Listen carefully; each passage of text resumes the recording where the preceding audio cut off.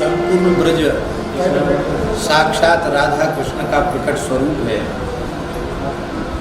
उसमें गिरिराज जी ब्रजमंडल का हृदय है, साक्षात श्री कृष्ण है। और उसमें भी यह चंद्र सरोवर सारस्वत कल्प की लीला के अनुसार भगवान श्री कृष्ण की महारास स्थली, पुष्टि मार्ग के जहाज, उद्धव जी के अवतार, महाकवि सूरदास जी ने 73 वर्ष रहकर यहाँ अपने श्याम को रिझाया है। 1.25 लाख पदों की रचना, ऐसा कहा जाता है कि इसी स्थान पर बैठकर उन्होंने की। बल्लभकुल का भी यह एक महान तीर्थ है और इस महान तीर्थ को जागृत करने का श्रेय 2 महापुरुषों को है। एक पूज्य बाबा श्री ठाकुरदास जी महाराज, पंडित जी महाराज की आज्ञा से वे यहाँ आकर विराजे। और आज जो कुछ दिख रहा है संस्कार ब्रजवासियों में, ये जो कुछ उत्सव भाव भक्ति दिख रही, इसमें बाबा का योगदान है। बाबा यहाँ विराजे, बाबा ब्रजवासियों से प्रेम करते हो, ब्रजवासी बाबा से प्रेम करते। पूज्य सदगुरुदेव श्री गणेश दास जी भक्तमाली जी का भी संबंध यहाँ से, इस गांव से, ब्रजवासियों से बड़ी घनिष्ठता पूर्वक रहा, अंतिम क्षण तक रहा। ब्रजवासियों ने महाराज जी को अपना बाबा माना और महाराज जी ने गांव को अपना गांव माना। पूज्य बाबा ठाकुरदास जी यहाँ विराजते, निरंतर गो चिंतन उनको बना रहता था। एक कसाई एक देसी बछड़ा ले जा रहा था, उस बछड़े को देखकर बाबा को दया आई और बाबा ने किसी व्यक्ति से कहकर कसाई से बछड़ा खरीद लिया गया और उस एक बछड़े को बचाने से यहाँ गौशाला का आरंभ हुआ। फिर पूज्य गुरुदेव श्री गणेश दास जी भक्तमाली जी महाराज की अध्यक्षता में एक समिति का गठन हुआ और यहाँ गौशाला विधिवत आरंभ हुई। अपने समय की सबसे पुरानी गौशाला ये है। इस गौशाला से अनेक गौशालाओं का जन्म हुआ। आज तक इस गौशाला के माध्यम से सैकड़ों ब्रजवासियों के घरों में गोपालन आरंभ हुआ और हजारों की संख्या में गोवंश के प्राण बचाए गए। तो यह एक उत्तम आदर्श गौशाला है। पुस्तकालय भी है, शिक्षण संस्थान भी है, औषधालय भी है और यह निरंतर प्रगति के पथ पर अग्रसर है। आज आवश्यकता है सभी गोभक्त, राष्ट्रभक्त, भारतीय सनातन विचारधारा में श्रद्धा रखने वाले लोग, वैष्णवजन, सबके सहयोग की आवश्यकता है और प्रेम से गौशाला को सब अपनी मान करके इसमें सहयोग करें। ऐसी है विनय पत्रिका। ऐसा अनुपम ग्रंथ है गोस्वामी तुलसीदास जी महाराज का कि इस एकमात्र ग्रंथ का आश्रय कोई साधक ले ले तो साधक जीवन के समस्त प्रश्नों का समाधान हो जाएगा। भगवत प्राप्ति का मार्ग प्रशस्त ही नहीं हो जाएगा, ईमानदारी से यदि विनय पत्रिका का चिंतन करे, उसे अपना जीवन बनावे तो इसी शरीर से इसी जन्म में निश्चित भगवत साक्षात्कार हो जाएगा, इसमें कोई संदेह नहीं। समर्थ सद्गुरु जो कार्य करते हैं वही कार्य विनय पत्रिका करती है।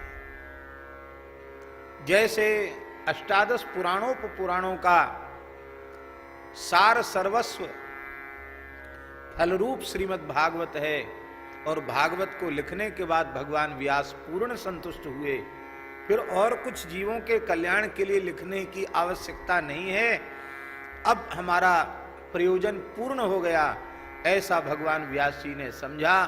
ठीक इसी प्रकार से भगवान की प्रेरणा से कलिमल ग्रसित जीवों के ऊपर अत्यंत अनुग्रह करके कलियुग के दोषों से बचने के उपाय के रूप में जीव का परम कल्याण हो जाए, इसी जन्म में भगवत प्राप्ति हो जाए, साधक के अंतःकरण का ज्ञान, वैराग्य, भक्ति तीनों सुदृढ़ हो जाएं, परम परम प्रेम उसे प्राप्त हो जाए, वह कृतकृत्य हो जाए, कृतार्थ हो जाए, इसी प्रयोजन के लिए मानो गोस्वामी जी ने अपनी अंतिम कृति के रूप में इसको प्रकट किया। इसको YouTube पर प्रचारित भी किया जा रहा है, इस प्रसारण भी इसका किया जा रहा है। उसको जो भी देखेंगे उन्हें घर बैठे नित्य सत्संग प्राप्त हो जाएगा।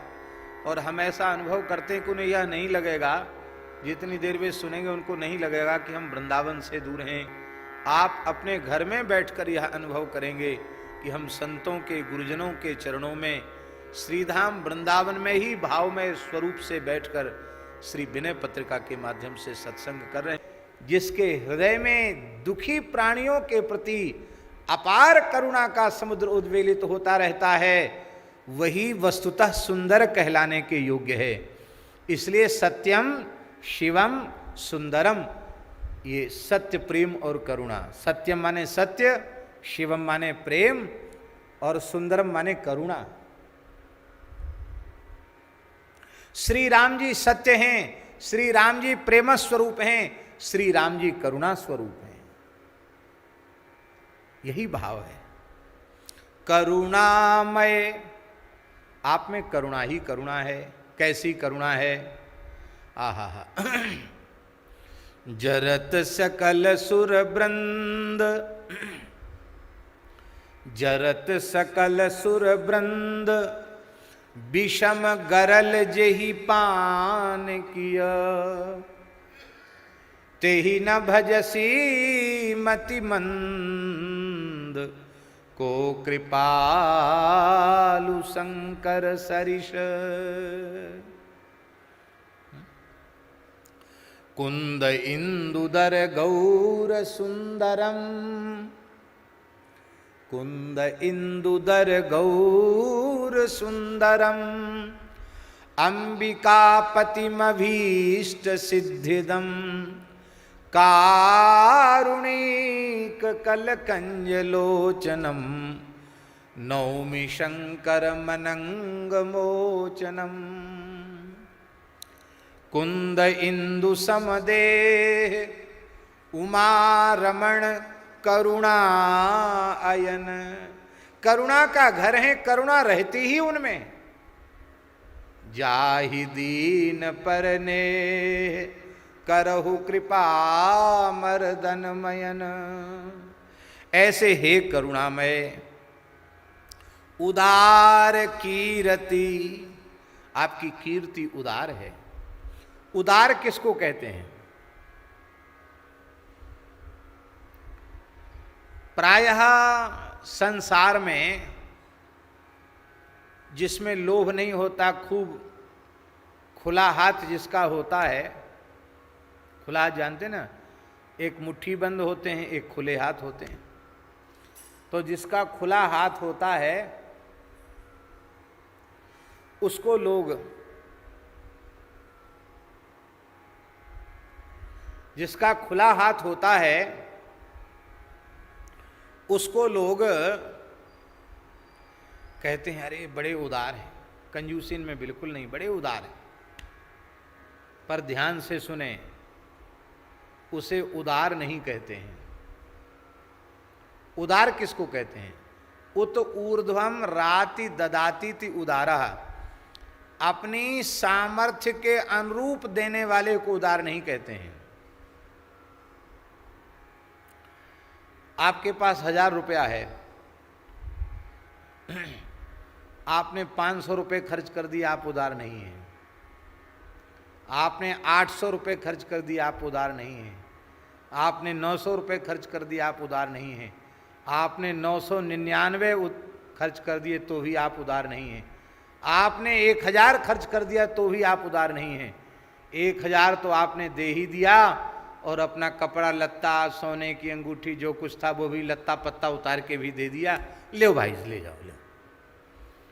तो आपकी अपनी सामर्थ्य से अधिक यदि आपने दिया तो आप उदार हैं। सामर्थ्य के भीतर देते हैं तो आप उदार नहीं हैं। हे शिवजी, आपकी तो कीर्ति बड़ी उदार है। क्या उदार है?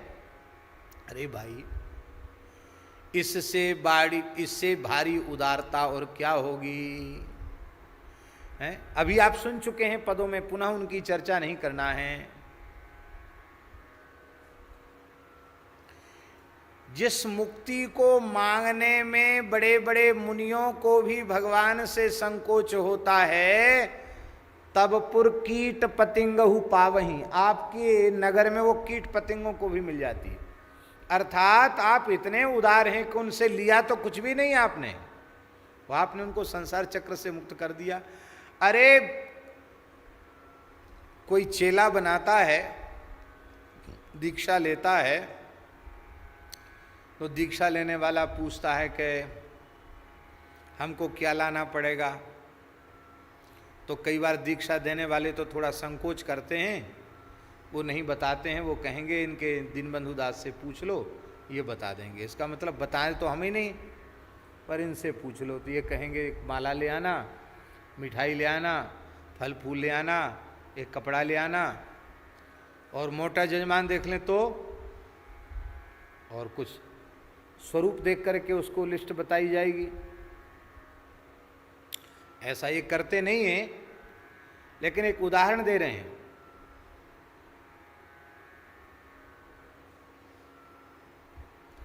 अरे कुछ नहीं तो एक नारियल ले आना, एक फूल ही ले आना।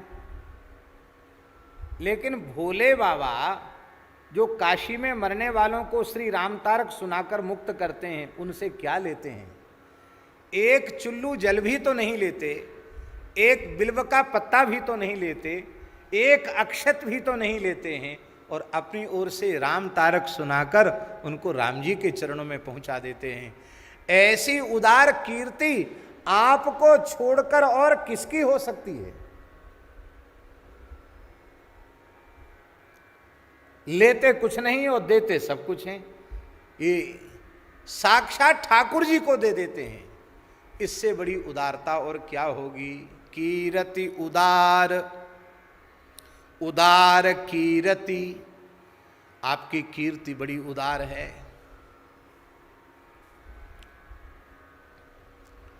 एक बुंदेलखंड के एक गांव का, बराना गांव का, एक वहाँ उस क्षेत्र में ढीमर कहते हैं, ढीमर माने केवट, कहीं मल्लाह कहते हैं, कहीं केवट कहते हैं, कहीं धीमर कहते हैं। तो गांव का ढीमर मंदिर में सेवा करता था, झाड़ू वाड़ू लगाता था, पानी भरता था। तो महाराज जी से बोला, महाराज हमें दक्षिणा दे दो, महाराज जी से बोला। और उसने कहा कि हम मछली नहीं पकड़ते हैं, मछली खाते भी नहीं हैं, पकड़ते भी नहीं हैं, हम तो यहाँ सेवा करते, भगवान का प्रसाद मिलता वो पाते हैं, गरीब आदमी महाराज, पढ़े लिखे नहीं हैं, आप हमें दीक्षा दे दो। ओ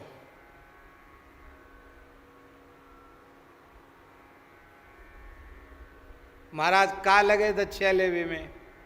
महाराज जी हंसने लगे। महाराज जी बोले कुछ नहीं लगता है, देखो हमारी दीक्षा में लिया कुछ नहीं जाता है, जो दीक्षा लेता है उसको कुछ देना पड़ता है। तो वो इतना सीधा आदमी हाथ जोड़ के बोला, हो महाराज जो दे दो सो ले लें, पर हमें दक्षिणा दे दो।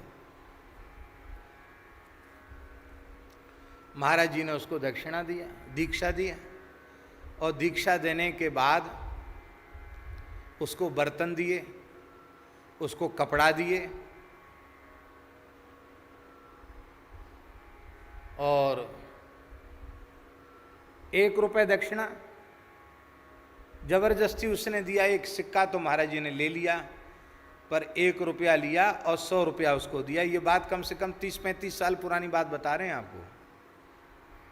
100 रुपया महाराज जी ने दिया, 2 कपड़ा दिए, बर्तन दिए। बड़े महंत जी थे उस समय, बड़े महंत जी बोले कि क्या कर रहे हैं, क्या कर रहा है? गुरु महाराज से लेता है, पहली बार दीक्षा ले रहा है, अब तो देव कम से कम। महाराज जी बोले, तुम्हारी दीक्षा में लेने का विधान है, हमारी दीक्षा में जो दीक्षा लेता उसको कुछ देना पड़ता है। तो या तो भोले बाबा की दीक्षा हमने देखी, या भोले बाबा के स्वरूप पूज्य गुरुदेव भगवान की दीक्षा देखी। उसी बुंदेलखंड क्षेत्र में जो सामान मिलता था वहीं के गरीबों में बांट करके खाली हाथ महाराज जी यहाँ से जाते थे और खाली हाथ लौट करके वृंदावन आ जाते थे। ये एक बार दो बार नहीं, कितनी बार हमने अपने नेत्रों से देखा है।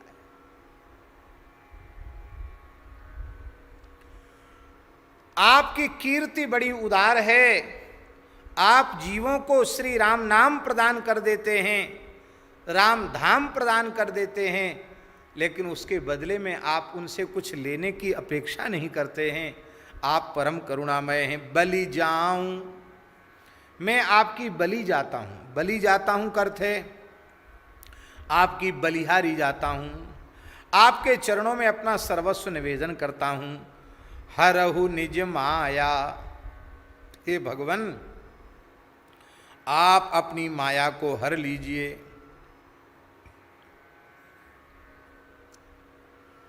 इसके कई भाव हैं। एक भाव तो ये है कि ये जो काशी में इतने उपद्रव हमारे पीछे लग गए हैं, आदि दैहिक आदि भौतिक पीड़ा शरीर में हो रही है और लोग फूटी आंख नहीं देखना चाहते, यहाँ से निकाल बाहर करना चाहते हैं, तो भगवान आप काशी पुरी के अधीश्वर भूत भावन विश्वनाथ हैं और ये सब आपके ही नगर के निवासी हैं, इसलिए ये जो कुछ हो रहा है ये सब आपकी ही माया है। आप कृपा करके परीक्षा मत लीजिए, मैं इतना पक्का नहीं हूँ जो परीक्षा में पास हो जाऊँ। अब आप कृपा कीजिए, करुणा कीजिए, अपनी माया को बटोर लीजिए। अथवा दंभ कपट पाखंड आदि भी आपकी माया ही है और यह दंभ कपट पाखंड आदि दोष ही जीव को भगवान से मिलने में बाधा उत्पन्न करते हैं। इन दोष रूपी माया का आप हरण कर लीजिए। अथवा मैं अरु मोर तोरते माया जेहि वश कीने जीव निकाया, ये अहमता, देह के प्रति अहम भाव और जगत के प्रति मम भाव, ये माया है। ये अहमता ममता हमारे मिटाने से मिटती नहीं है, आप ही कृपा करके इसका हरण कर लीजिए और ये भाव मेरे भीतर जगा दीजिए कि माता रामो मत पिता रामचंद्र, स्वामी रामो मत सखा रामचंद्र, सर्वस्वं मे रामचंद्रो दयालुर, नान्यम जाने नैव जाने न जाने। ऐसी कृपा आप कर दीजिए। ये अहमता ममता रूप माया को नष्ट कर दीजिए। हे भगवन जलज नयन गुण अयन मयन रिपु, जलज नयन, आपके नेत्र जो है ना वो कमल के समान विशाल नेत्र हैं। कर्णांत दीर्घ नयनम नयनाभिरामम, बड़े सुंदर नेत्र हैं आपके। भाव व्यंजना से अर्थ क्या हुआ?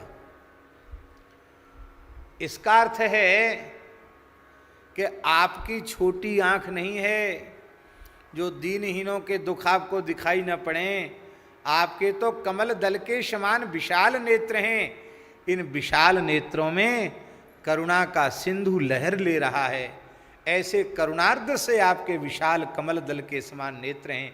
क्या तुलसीदास का दुख दर्द पीड़ा क्या आपसे छिपी हुई है?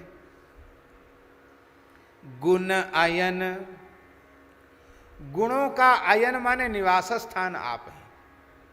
क्यों है निवास स्थान? इसके दो भाव हैं। एक तो परमात्मा असंख्य कल्याण गुणगण निलय है और शिवजी साक्षात परमात्मा स्वरूप ही है, इसलिए वे गुण निलय हैं। और दूसरा अर्थ ये है कि भगवान को असंख्य कल्याण गुणगण निलय कहा गया, निखिल हेय प्रत्यनीक कहा गया। ऐसे असंख्य अचिंत्य अनंत कल्याणकारी गुण गणों के जो निलय हैं, घरे हैं श्री रघुनाथ जी, वे आपके जो भुसुंडी मन मानस हंसा, सगुन अगुण जेहि निगम प्रशंसा। वो बाल रूप श्री राम जो असंख्य कल्याण गुणगण निलय हैं, वे निरंतर आपके हृदय में विराजते हैं। और असंख्य अचिंत कल्याणकारी गुण गणों के निलय जब श्री रघुनाथ जी आपके हृदय में निरंतर विराजते हैं, तो कौन सा ऐसा गुण है जो आप में न हो। आप तो गुणों के अयन हैं, गुणों के घर हैं, क्योंकि गुण स्वरूप श्री राम जी ही आपके हृदय में बसते हैं। श्रीमद् वाल्मीकि रामायण के टीकाकार श्री गोविंद राज स्वामी जी ने गुण शब्द का अर्थ शील किया है। श्रीमद् वाल्मीकि रामायण में गुणवान कस्य वीर्यवान, तो वहाँ गुणवान शब्द की टीका में भूषण टीकाकार लिखते हैं श्री गोविंद राज स्वामी जी, गुण्यते आवर्त्यते अनुसंधीयते आश्रित जनैहि इति गुण सौशील्यम। आश्रित जन जिसका निरंतर अनुसंधान करते हैं वो भगवान का सौशील्य ही गुण है। सौशील्य, सुन सीतापति शील स्वभाव, मोदन मन तन पुलक नयन जल सो नर खेहर खाओ। तो गुण शब्द का अर्थ है शील, और श्री रघुनाथ जी शील सिंधु हैं, शील स्वरूप हैं, और वे आपके हृदय में निवास करते हैं। इसलिए गुण अयन माने शील स्वरूप असंख्य कल्याण गुणगण निलय श्री रघुनाथ जी ने आपके हृदय को अपना घर बना लिया है, इसलिए सारे गुण तो आप में ही विराजते हैं। और एक और बात भाई, भक्त में भगवान के समस्त गुण तो होते ही हैं, कुछ गुण भगवान से अधिक भी होते हैं। कुछ गुण भगवान से अधिक भी होते हैं। ये अधिक गुण क्या है? देखो, भगवान में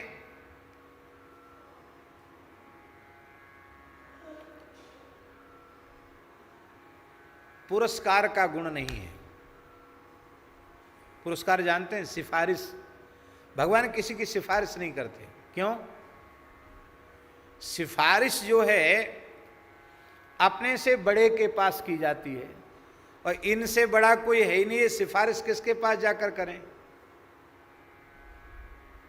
सिफारिश सदा बड़े के पास जाकर की जाती है। भगवान से बड़ा कौन है जिससे वो सिफारिश करें? पर भक्तों में ये गुण विशेष है, वे जीवों की सिफारिश राम जी के दरबार में करते। महाराज आपका ही है, दोषों का खजाना हुआ तो क्या है, आप अपनी ओर, अपनी करुणा की ओर ध्यान दीजिए, इसके दोषों की ओर क्यों ध्यान देते हैं, आप तो इसे अपना ही लीजिए। तो ये गुण राम जी में नहीं है, ये गुण शिव जी में है।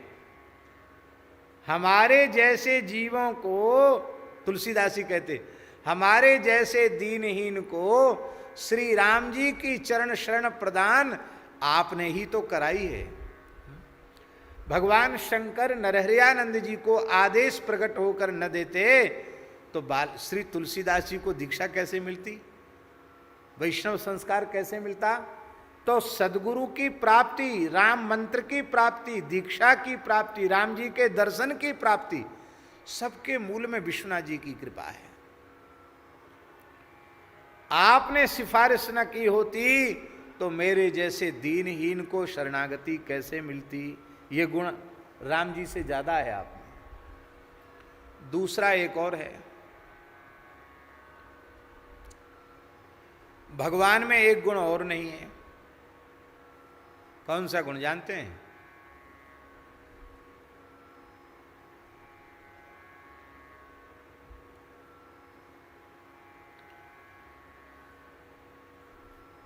ध्रुव जी महाराज कह रहे हैं, भक्ति मुहु प्रवहताम त्वयि में प्रसंगो भूयादनंत महताम अमलाशयानाम ये नान जसोलबण मुरुव्यसनम भवाब्धिम नेस्ये भवद्गुण कथामृतपानमत्तः। हे भगवान, मैं संसार चक्र के प्रवाह में, संस्कृति के प्रवाह में पड़ा रहूं, इसकी मुझे कोई परवाह नहीं है, चिंता नहीं है। मेरे कोई कर्म ऐसे हों तो मैं पड़ा रहूं संसार के प्रवाह में, पर मेरी प्रार्थना है कि जिन महात्माओं का अंतःकरण अत्यंत विशुद्ध हो चुका है, ऐसे विशुद्धांतःकरण वाले महात्माओं का संग मुझे कृपा करके दे दीजिए। निर्मल महात्माओं का संग हमको दे दीजिए। भगवान ने पूछा, ध्रुव जी, मैं तुम्हारे सामने खड़ा हूं, मेरा संग नहीं चाहते हो, मेरे महात्माओं का संग क्यों चाहते हो? क्या धरा उनके पास? घर द्वार छोड़ के बाबा जी बन गए, लंगोटी लगा ली, अब क्या धरा उनके पास? उनका संग क्यों चाहते हो? ध्रुव जी ने कहा, महाराज, आप लक्ष्मीपति वैकुंठनाथ सर्वेश्वर अवश्य हैं, पर जो वस्तु आपके भक्तों के पास है वह वस्तु आपके पास भी नहीं है। भगवान हंसने लगे। भगवान ने कहा, मेरे पास भला किस वस्तु का अभाव है? बोले, संतों के पास कुछ भी न हो, आपका नाम है, आपकी लीला है, आपकी कथा है, आपका चरित्र है, पर आपके पास तो ये भी नहीं है। बोलो भक्तवत्सल भगवान की। आप अपनी कथा खुद थोड़ी कहोगे,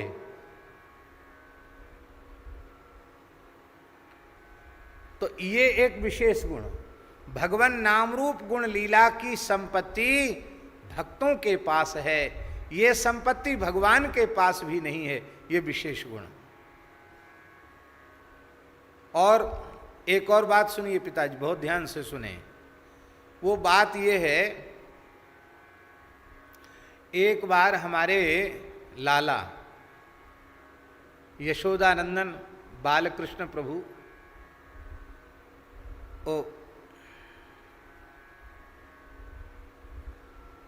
देख रहे थे कि मैया यशोदा मेरो श्रृंगार करके मेरी ओर बहुत देख रही है, बड़ी लाड़ प्यार से देख रही है, फिर नज़र उतारती है, बलैया लेती है, पानी उतारती है, नजर न लग जाए, तृण तोड़ती है माता। मैया से ठाकुर जी बोले, मैया, आज तैने मेरो श्रृंगार क्यों? और टुकुर मुकुर मेरे मोहड़े माऊ कहा देख रही है, और कबू राई नौन उतारे, कबू कछु टटका टोना करे। मैया बोली, रे लाला, तू बहुत सुंदर है, और मैं तो भयभीत है जाऊं, तेरो मुख चंद्र देख के कहूँ मेरी नज़र न लग जाए तो मेरी नज़र न लग जाए, यही लिए मैं नज़र उतार रही हूँ। अच्छो मैया, मैं इतेक सुंदर हूँ? अरे लाला, तू कोई नेकात सुंदर है? तू तो परम सुंदर है, ए त्रिभुवन को उजियारो है, तेरो जैसे तो तू ये लाला। अच्छो मैया। अब ठाकुर जी ने, मैया तो चली गई नज़र उतार के, ठाकुर जी एक बड़ा सोने से मढ़ा हुआ, मणियों से जड़ा हुआ एक विशाल दर्पण ले आए। दर्पण जानते ना, शीशा, और दर्पण को अपनी गोद में रख लिया। एक सुंदर चौकी पर ठाकुर जी बैठ गए और दर्पण को गोद में रख लिया, और गोद में रखकर बड़े प्रेम से देख देख के मुस्कुराने लगे, मैं कितना बढ़िया लग रहा हूँ, मैं कितना अच्छा लग रहा हूँ, मैं कितना अच्छा लग रहा हूँ। और तरह तरह की आकृति भी उसी में बनावे, बच्चे करते ही हैं ऐसा खेल, कभी हंसें, कभी आंख निकालें, कभी मुस्कुरावें। मैया आई, पीछे से खड़ी हुई, बड़ी जोर से हंसी। मैया बोली, लाला देख, कान खोल के सुन ले, तू चाहे जितनी देर अपनी गोद में दर्पण लेके बैठ, जो सुख मैं प्राप्त कर रही हूं वो सुख तेरे भाग्य में नहीं है। अच्छो मैया, कैसे? बोले, तू प्रतिबिंब के दर्शन से सुख का अनुभव कर रहा है, और मैं तेरे बिंब का दर्शन करके सुख का अनुभव कर रही हूं। इसका मतलब है, तेरे नाम रूप लीला का स्वाद तुम खुद लेने में समर्थ नहीं हो, तुम्हारे भक्त लेने में समर्थ हैं। यह भी एक विशेष गुण है। आप अपने नाम रूप का स्वाद क्या लेंगे? इसका स्वाद तो शंकर जी लेते हैं। और ये अधिकत्व न होवे तो ये बात फिर कैसे संगत होगी? मोरे मन प्रभु अस विश्वासा, राम ते अधिक राम कर दासा। यही है अधिकत्व। सातम सम मोहि मैं जग देखा, मोते अधिक संत करी लेखा। ये विशेष गुण संतों में है। नारायण दया सिंधो वात्सल्य गुण सागर, एनम रक्ष जगन्नाथ बहुजन्मापराधिनम। इसलिए आप तो गुणों के अयन राम जी से भी आगे बढ़ गए हैं, राम जी से भी अधिक गुण आप में हैं। बोलो भक्तवत्सल भगवान की। दक्षिण भारत में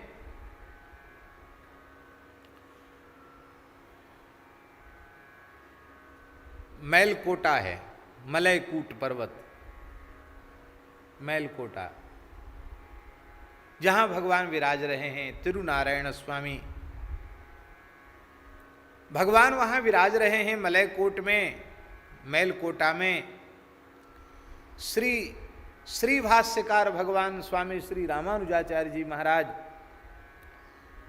अपने अनेकों त्रिदंडधारी काषाय वस्त्रधारी यतियों को, यति वृंदों को लेकर के, संतों की जमात लेकर के वहां पधारे। इतने संतों को देखकर, वैष्णवों को देख करके भगवान के मन में बड़ा हर्ष हुआ।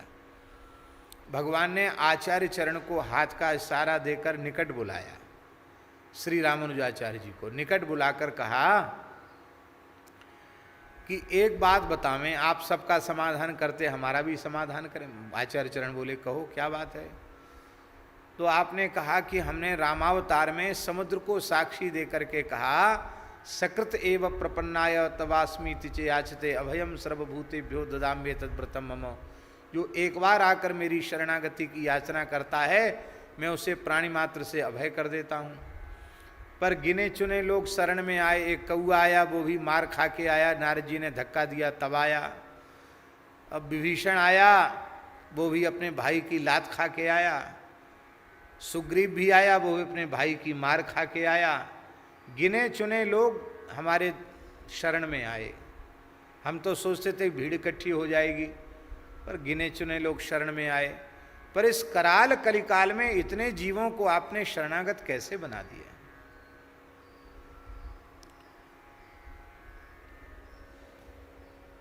आचार्य जी ने सोचा कि भगवान सर्वज्ञ हैं, फिर भी लीला कर रहे हैं, तो हम भी लीला में लीला को थोड़ा बढ़ावें। उन्होंने कहा, हम नहीं इसका समाधान करेंगे। क्यों? कहते तुम्हारे पूछने का तरीका गलत है। ना पृष्ठ कस्यचित् ब्रूयात् न चान्याय न पृच्छता। ना पृष्ठ कस्यचित् ब्रूयात्, बिना पूछे किसी को कुछ बताना नहीं।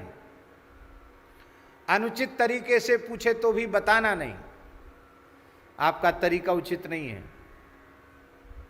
आपने गीता जी में कहा, तद विद्धि प्रणिपातेन परिप्रश्नेन सेवया उपदेक्ष्यन्ति ते ज्ञानम ज्ञानिनस् तत्वदर्शिनः। और आप राजाधिराज बने, कुर्सी सिंहासन पर बैठे हो, कहते हो बताओ। क्यों बतावें? हम खड़े हैं, आप बैठे हो। ये मर्यादा पूछने की। भगवान हंसने लगे, बोले हाँ आपने बात तो ठीक कही। एक कलयुग की घटना है। भगवान ने कहा हमको मंडप में ले आओ। पुजारी लोग मंडप में ले आए। आचार्य का सिंहासन भगवान से थोड़ा ऊपर लगाया गया।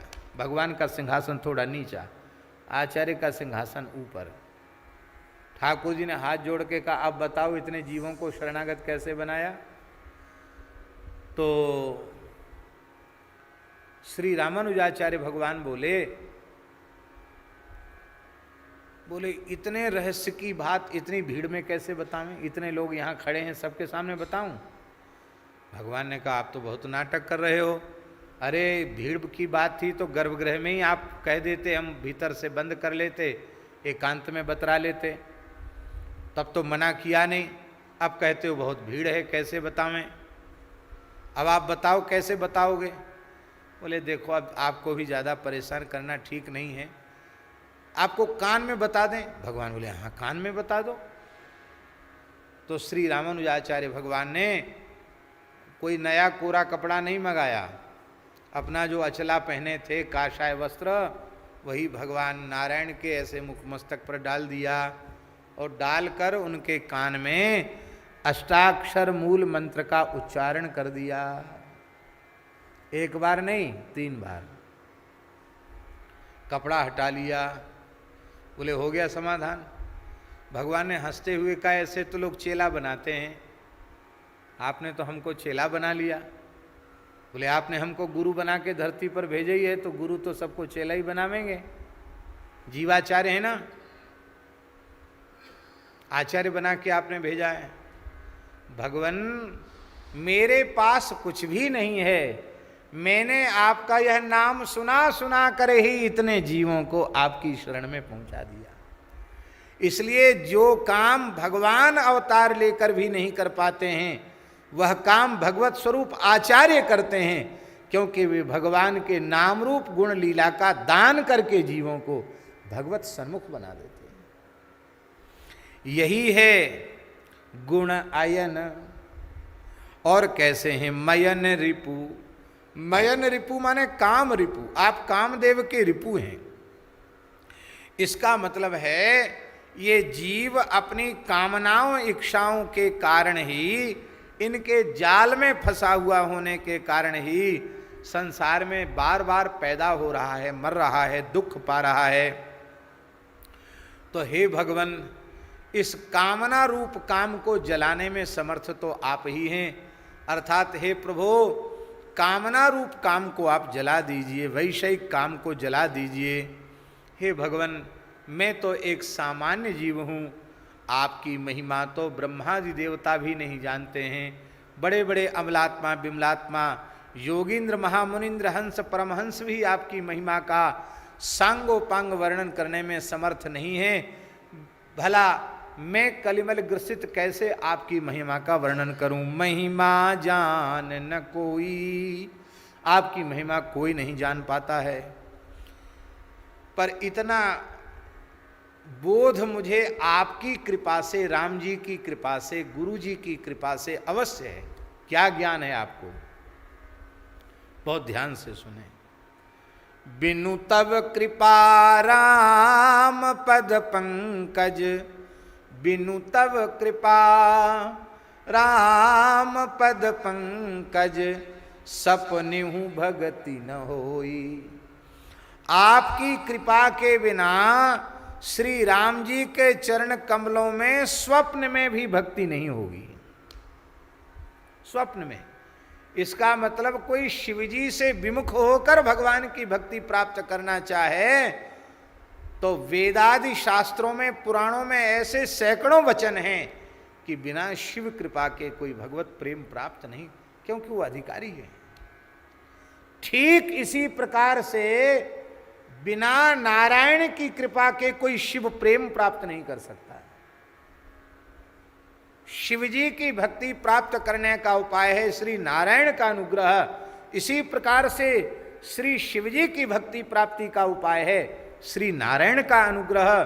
ठीक इसी प्रकार से नारायण की भक्ति की प्राप्ति का उपाय है श्री शिवजी का अनुग्रह। और इस बात को बार बार कहा गया है? बोलो भक्तवत्सल भगवान की जय। बिनु तव कृपा राम पद पंकज, सपनेहु भगत न होई। शिवद्रोही मम दास कहावा, सो नर सपनेहु मोहि न पावा। शंकर विमुख भगति चह मोरी, सो नार की मूढ़ मति थोरी। शंकर प्रिय मम द्रोही, शिवद्रोही मम दास। ते नर करहीं कलप भर घोर नरक महवास।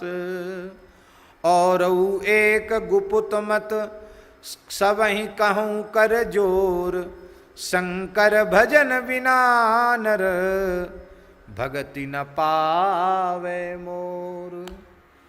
इसलिए जलज नयन गुण अयन मयन रिपु, महिमा जान न कोई। बिनु तब कृपा राम पद पंकज, सपने हूँ भगति न होई, शिव शिव हुई प्रसन्न करुदाया।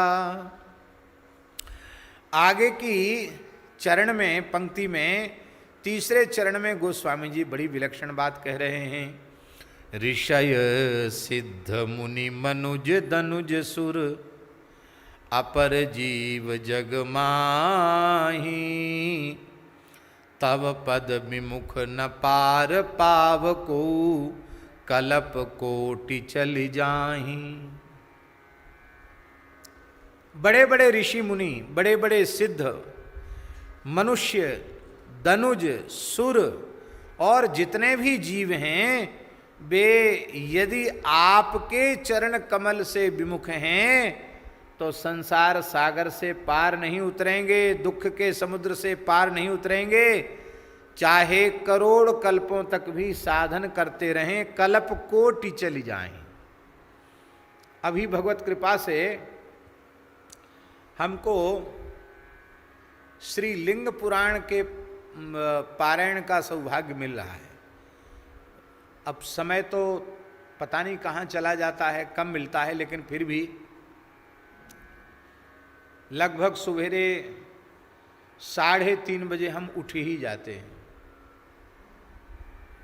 लगभग 12 तो सोने में बजता ही है, 3:30 बजे आसन छोड़ देते हैं और फिर स्नान आदि करके अब कुछ दिन से क्रम शुरू कर सबसे पहले पाठ करते हैं।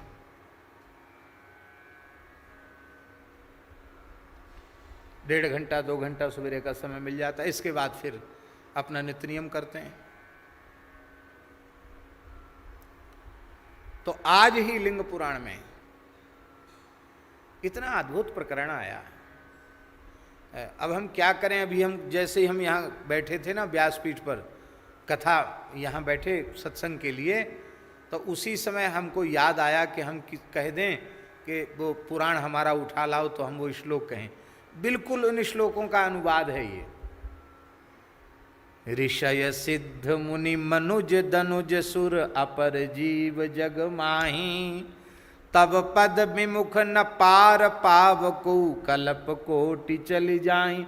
ये लिंग पुराण के श्लोकों का अनुवाद है। कितना अगाध ज्ञान है गोस्वामी तुलसीदास जी का। वो कहते हैं, और लिंग पुराण में भगवान व्यास कह रहे हैं,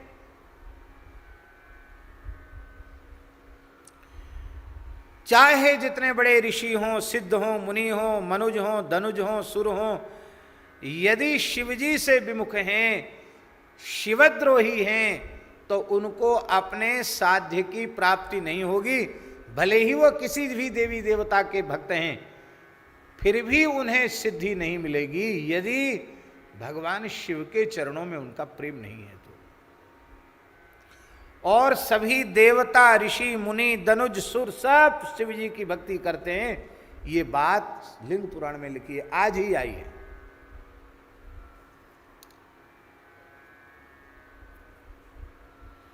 सभी अर्चन करते हैं, सभी पूजन करते हैं। कोटि कल्प चली जाहीं। कोटि कल्प माने करोड़ों कल्प। तो पहले एक कल्प का प्रमाण सुन लीजिए।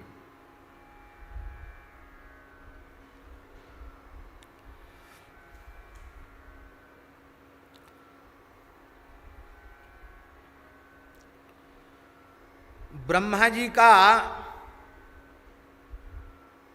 एक दिन, ब्रह्मा जी के एक दिन को कल्प कहते हैं।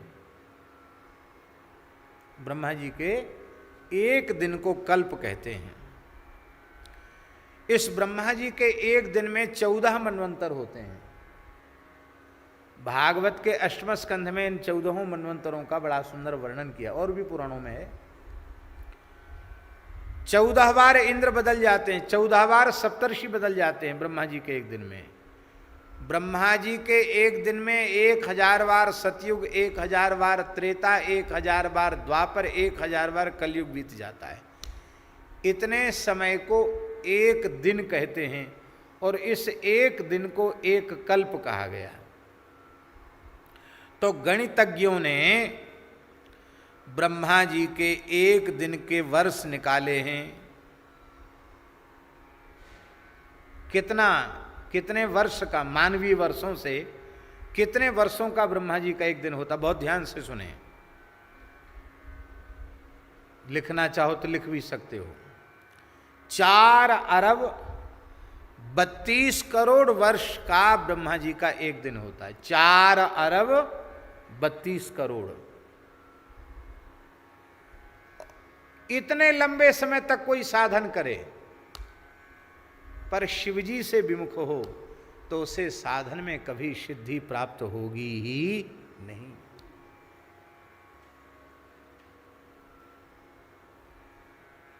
पर ये एक कल्प की बात नहीं है, कोटि कल्प चली जाही। एक कल्प नहीं, ऐसे करोड़ों करोड़ों कल्पों तक भी साधन करे पर शिवद्रोही है, शिव विमुख है, तो उसे अपने साध्य की प्राप्ति बिल्कुल नहीं होगी।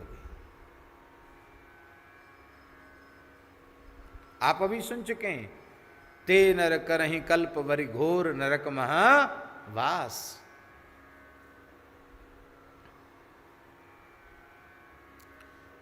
ठीक इसी प्रकार से करोड़ों कल्पों तक कोई साधन करे, भगवान शिव की उपासना करे और भगवान श्री रामकृष्ण नारायण के प्रति भक्ति न रखे, उनका विरोध करे, तो शिव जी की उपासना करने के बाद भी उसे सिद्धि की प्राप्ति नहीं होगी, उसको भी चक्कर में पड़ा ही रहना पड़ेगा। इसलिए भैया, सनातन धर्म के मत के अनुसार हरिहरात्मक उपासना, इसके स्वरूप को बिना किसी दुराग्रह के स्वीकार करना चाहिए, समझना चाहिए और कभी भगवान हरिहर में भेद बुद्धि नहीं रखनी चाहिए। बोलो भक्तवत्सल भगवान की। यदि शंकर जी के भगत रामकृष्ण नारायण से विरोध रखते हैं तो उनको भगवान शिव के परम भक्त से द्रोह करने का पाप लगेगा, और यदि कोई श्री रामकृष्ण नारायण के उपासक शिवजी के प्रति द्रोह बुद्धि रखते हैं तो भगवान रामकृष्ण नारायण के परम उपासक भक्त शिवजी से विरोध करने के कारण उनको भक्त द्रोह का पाप लगेगा, वैष्णव द्रोह का पाप लगेगा, और वैष्णव द्रोह का पाप जिसे लगा है उसके कल्याण में सदा सर्वदा संदेह ही बना रहेगा। इसलिए आहा, तब पद विमुख न पार पाव को कल्प कोटि चल जाहीं। और कैसे हैं आप? अहि भूषण दूषण रिपु सेवक देव देव त्रिपुरारी। अहि भूषण।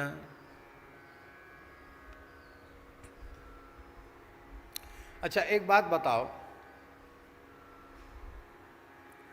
सोना चांदी हीरा जवाहरात से जड़े हुए आभूषण तो सब पहनते हैं, भोले बाबा के अतिरिक्त कोई ऐसा आपको दिखाई पड़ता जो सांप के आभूषण पहने?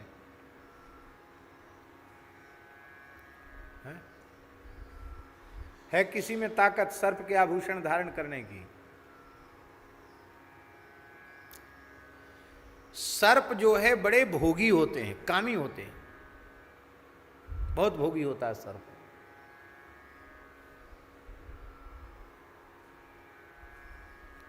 क्रोधी भी बहुत होता है।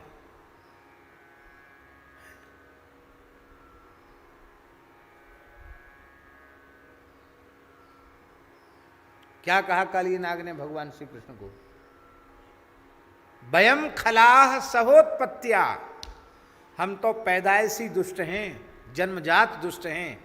2 तरह के दुष्ट होते हैं, एक दुष्टों का संग पाकर दुष्ट होते हैं तो सज्जनों का संग पाकर सज्जन भी हो जाते हैं। एक ऐसे होते हैं जो जन्मजात दुष्ट होते हैं। वो जन्मजात दुष्ट होते हैं, वो तो सुधरते ही नहीं। वो कहता वयं खलाह, ध्यान दें, अहम खलाह कहना चाहिए था उसको, काली को। वो कहता वयं खलाह, इसका मतलब हम अपने पूरे कुटुंब खानदान में अकेले खल हो गए हों, ऐसा नहीं है। हमारा तो पूरा कुटुंब खानदान ही खल है। खलों के समुदाय में हम अच्छे कहाँ से हो जाएंगे। वयं खला सहोत्पत्त्या, उत्पत्ति से। तामसा, बड़े तमोगुणी हैं। दीर्घमन्यवः, दीर्घमन्यवः,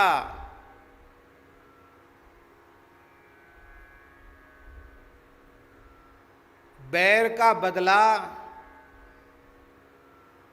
चुकाना कभी भूलते नहीं है। कई कई जन्मों तक सर्प पीछे पड़े रहते हैं।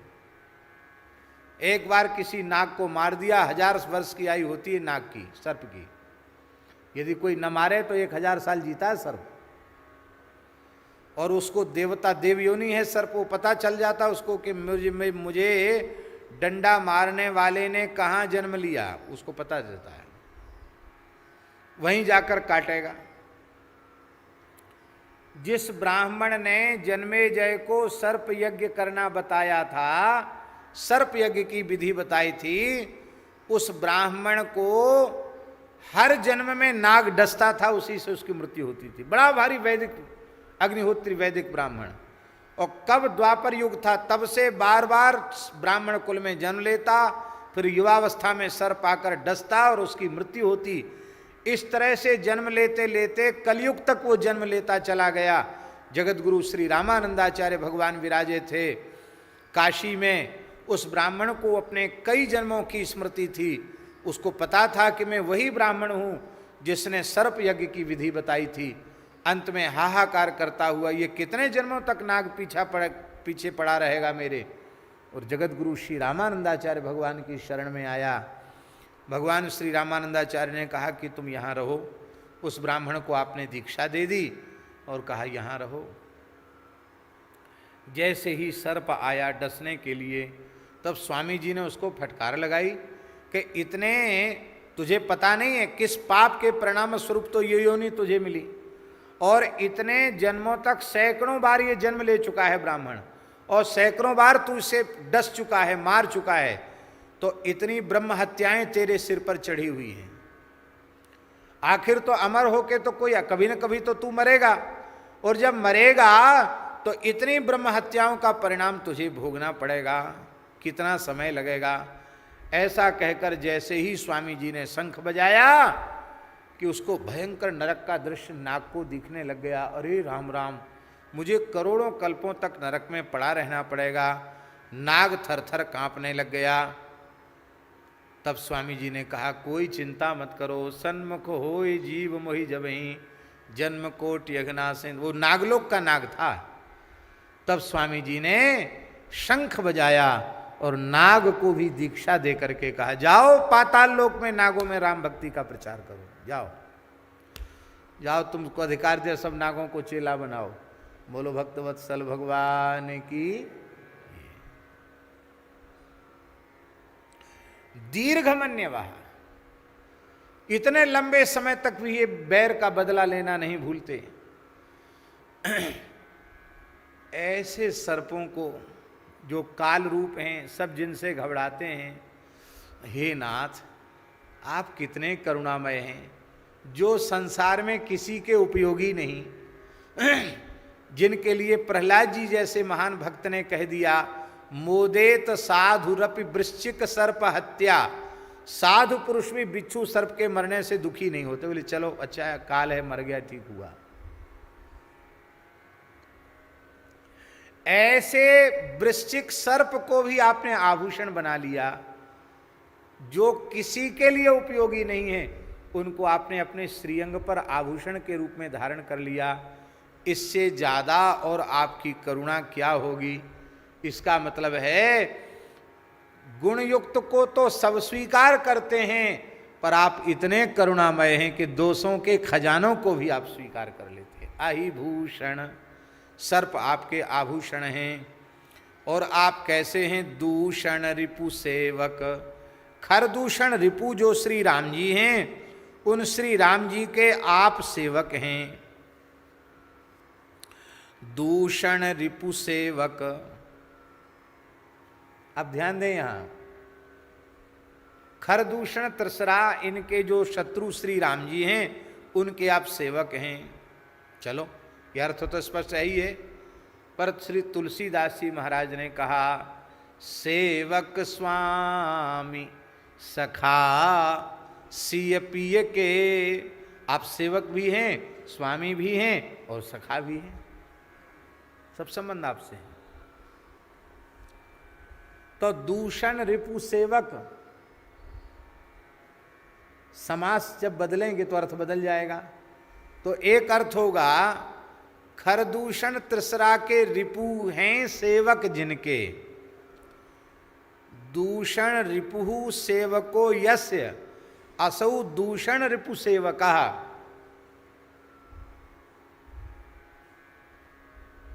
रामचंद्र, ध्यान में ही बात, खरदूषण तृसरा के जो रिपु हैं, ऐसे राम जी भी रामेश्वरम स्थापन के समय जिनकी विधिवत पूजा करते हैं, जिनका विधिवत अर्चन करते हैं, अपने को शिवजी का भक्त स्वीकार करते हैं, ऐसे आप हैं। जब रामेश्वरम स्थापन हुआ ना, दक्षिण में उनको रामनाथ स्वामी कहते हैं, तो रामेश्वरम स्थापन हुआ तो वहाँ ऋषियों ने कहा कि आपने इनका नाम रामेश्वर नाथ रखा है, तो रामेश्वर शब्द का अर्थ क्या है? भगवान श्री राम हंसने लगे। अरे बोले, आप लोग इतने बड़े विद्वान होकर इस सामान्य सी बात पूछ रहे हो। षष्ठी तत्पुरुष समास है, रामस्य ईश्वरः रामेश्वरः, तो राम जी का ईश्वर है वो रामेश्वर। भोले बाबा प्रकट हो गए, बोले नहीं नहीं नहीं, ये अर्थ जो बता रहे हैं समास इनका ठीक नहीं है। हमसे पूछे ना, स्थापना तो हमारी भई है। ऋषियों ने कहा आप बताइए।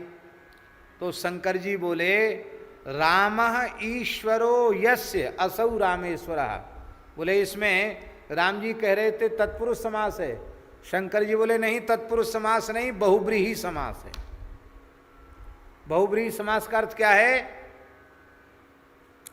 रामः ईश्वरो यस्य असौ रामेश्वरः। राधे श्याम जय। तो राम जी ने कहा इसमें तत्पुरुष समास है, रामस्य ईश्वरः रामेश्वरः, और भगवान शिव बोले इसमें तो बहुब्रीहि समास है। क्या? रामः ईश्वरो यस्य, राम जी हैं ईश्वर स्वामी जिनके, वो रामेश्वर। राम जी कहते नहीं नहीं, तत्पुरुष समास है। शंकर जी बोले नहीं नहीं, बहुब्रीहि समास है। अपने अपने मत पर सब अडिग थे। ऋषि बोले महाराज ऐसा आप लोग प्रेम कलह मत करो, हम लोग निर्णय करते हैं। हाँ आप लोग करिए निर्णय। बोले देखो, न तत्पुरुष और न बहुब्रीहि, इनमें तो कर्मधारय समास है। बोलो भक्तवत्सल भगवान की। कर्मधारय का क्या लक्षण है? सचासौ कर्मधारय है, रामश्चासौ ईश्वरश्च।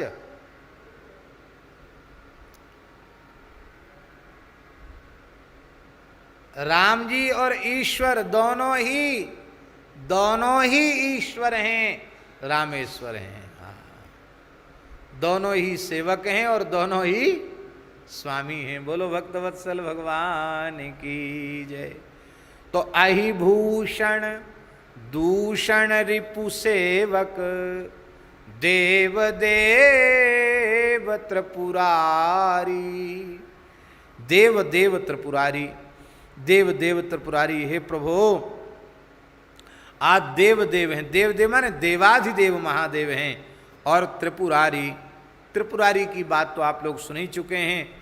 त्रिपुर दैत्य का नाश करने वाले हैं, वो कथा हमने आपको सुना दी है पहले। और कैसे हैं? बोले मोह निहार दिवाकर शंकर, शरण शोक भयहारी।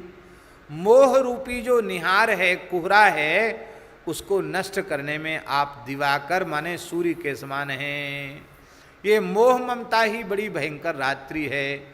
ममता तरुण तमी अधियारी, राग द्वेष उलूक सुखकारी, तब लगी बसत जीव मन माही, जब लगी प्रभु प्रताप रवि नाही।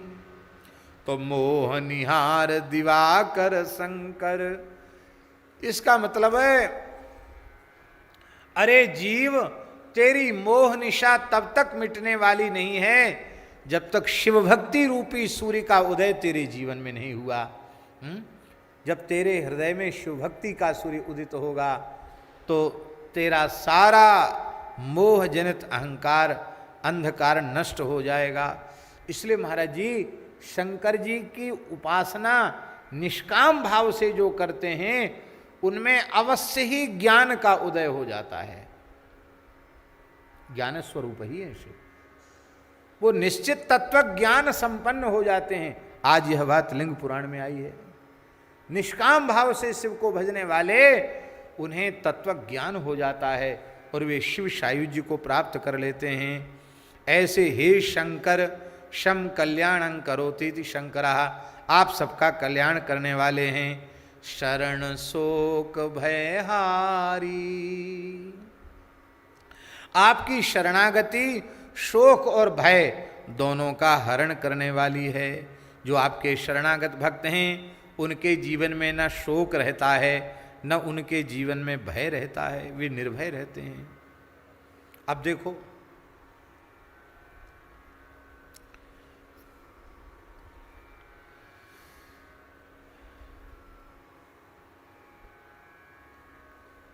गरुड़ जी, उनका भोजन है सर्प। गरुड़ जी का नाम यह नागारी। और जब भगवान नारायण कभी मिलने जाते हैं कैलाश में शिव जी से,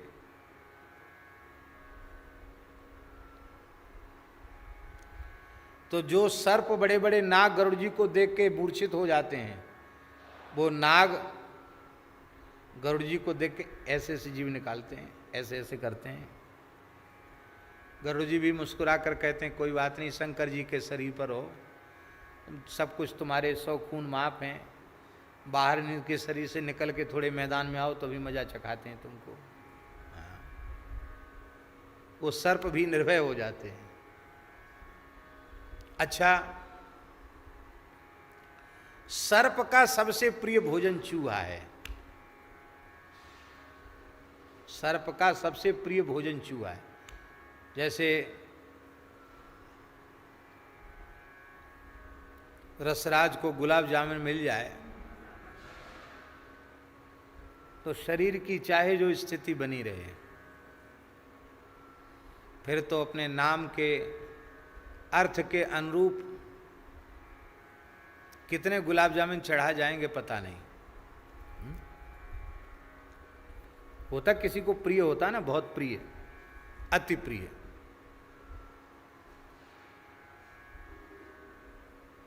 सब चीज हो फिर तो गुलाब जामुन ही खाएंगे। ऐसे ही सर्प के सामने 56 भोग 36 व्यंजन हो और चूहा उपस्थित हो जाए तो कुछ नहीं देखेगा, चूहे को ही लपकेगा। उसका अति प्रिय भोजन चूहा है। और गणेश जी का वाहन चूहा है। वहीं रहते गणेश जी, वहीं उनका वाहन रहता है। तो गणेश जी का चूहा फुदक फुदक करके शंकर जी के सांप पे चढ़ जाता है। चढ़ ही नहीं जाता, वो फण फुलाता है, वो उचक करके फण पर बैठ जाता है। सर्प ऐसे से जीव निकाल के कहता है बच्चू, यहाँ कोई बात नहीं, यहाँ तुम गणेश जी के वाहन बने हुए हो, मैदान में चलो तो 2-2 हाथ करें, दिखाते हैं कौन किसका भोजन है। ऐसे ही कार्तिकेय का वाहन मयूर है और मयूर सर्प को नष्ट कर देता है, मार देता सांप को। पर कार्तिकेय का मयूर उसके पंखों की छाया में शंकर जी के सर्प विश्राम करते हैं। विर विरोध नहीं। आहा, दूसरी ओर देखो, गाय की बड़ी महिमा है। बैल की बहुत महिमा है, साक्षात धर्म का स्वरूप है। हमारे आपके लिए गौ माता है, बैल साक्षात धर्म का स्वरूप है।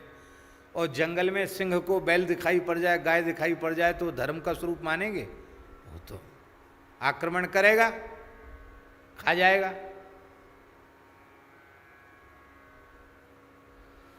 भगवती का वाहन है सिंह, और शंकर जी का वाहन कौन है? नंदी। तो भगवती का वाहन सिंह वहां बैठता है और नंदीश्वर उसी की तरफ पूछ करके शंकर जी को मुंह करके बैठ जाते हैं, और पटक पटक करके पूछ भी उस पर पटकते हैं। शेर की पीठ पे फटाक से पूछ पटकते हैं। वो थोड़ा सिंह कान खड़े तो करता है, देख के नंदीश्वर की ओर नंदीश्वर भी मुस्कुराते हैं देख के। वो भी कहते हैं कोई बात नहीं, यहाँ तो हम लोग सब एक जगह एक घर में प्रेम से रहते हैं। अब मैदान में झगड़ा है, यहाँ थोड़ी झगड़ा है। आहा, कैसी विचित्र भगवान शंकर का परिवार है, विषमता में समता। कहते महाराज शरण शोक भयहारी, आपकी शरण में जो रहते हैं न उनको शोक रहता है न किसी का भय रहता है। न चूहे को सर्प का भय है, न चूहे को सर्प का भय है ना, और न सर्प को मयूर का भय है, और न ही सिंह को वृषभ को सिंह का भय है। किसी को किसी का भय नहीं है, सब निर्भय हैं, सब शोक रहते हैं, क्योंकि सब आपकी शरण में रहते हैं। ऐसे हे प्रभु, इसका आशय क्या है कि जो आपकी शरण में रहता है न उसको शोक रहता है न उसको भय रहता है। यहाँ ध्वनि ये है कि हम आपकी शरण में हैं, आपके घर में हैं। शरण शब्द के दो अर्थ हैं, गृह और रक्षक। तो काशी आपका घर है, काशी में रहना शिव जी की शरण में रहना है। हम आपके घर में रहते हैं, आपकी शरण में रहते हैं, फिर भी कलयुग हमको सता रहा है। फिर भी ये तांत्रिक मांत्रिक लोग मूठ चला रहे हैं, ऊटपटांग विद्याओं का प्रयोग कर रहे हैं, कभी किसी को भेजते कभी किसी को भेजते हैं। तो महाराज ये उलाहना भी है एक प्रकार से कि ये क्या कर रहे हो, शरण शोक भयहारी है, आप हमारे शोक भय का हरण क्यों नहीं कर रहे हैं। गिरिजा मन मानस मराल, हे प्रभु गिरिजा भगवती जो पार्वती जगदम्बा हैं, उनके मन रूपी मान सरोवर के आप मराल माने हंस हैं। भगवती भवानी जगदम्बा अन्नपूर्णा पार्वती, उनका हृदय ही मान सरोवर के समान निर्मल आपकी भक्ति के प्रेम के जल से भरा हुआ है, और उस जल में भगवान शिव हंस बनकर विहार कर रहे हैं। ऐसी हे भगवती के मन मानस के मराल, काशीस काशी के स्वामी, मशान निवासी।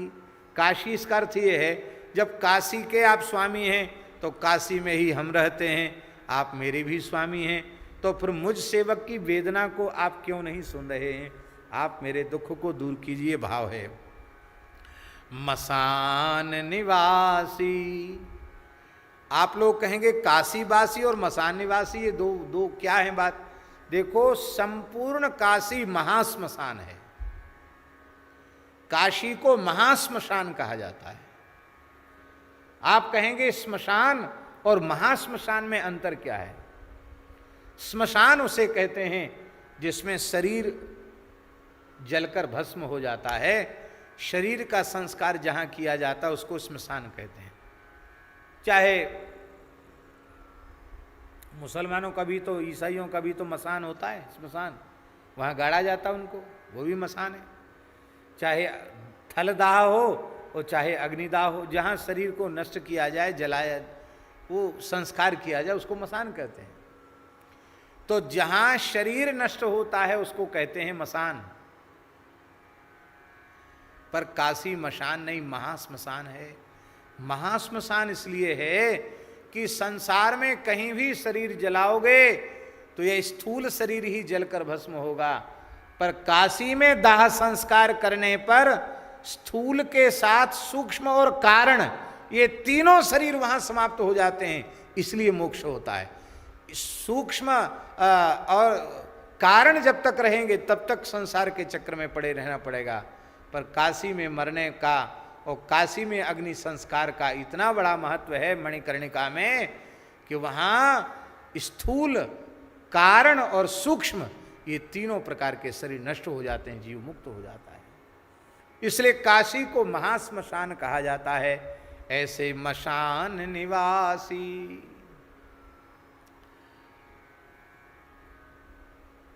द्वापर में एक राजा हुआ, उसका नाम था पौंड्रक मिथ्या वासुदेव। उसने वैज्ञानिकों की सहायता से अपने 2 हाथ और बनवा लिए,